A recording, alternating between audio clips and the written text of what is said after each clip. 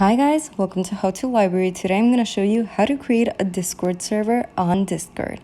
So right now I'm on Discord's homepage, and as you can see I already have one server created, but right under it, as you can see, there's a little chat option on the top right corner. We're looking at the top right corner right now, and then we're going down, slowly down. So first we have this little comment icon, and then we have the first server that says HS, and then right under that we have a little plus sign. So we're going to click on the plus sign and create your server.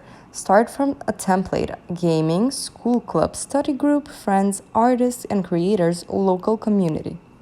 So I'm going to click on gaming for me and my friends. So create your server, How to Libraries server, create server.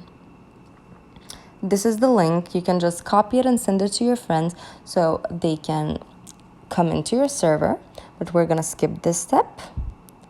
And that's about it.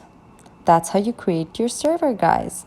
Thanks for watching. Do click the like button if this video helped you, and subscribe to our channel for more helpful videos. Bye guys.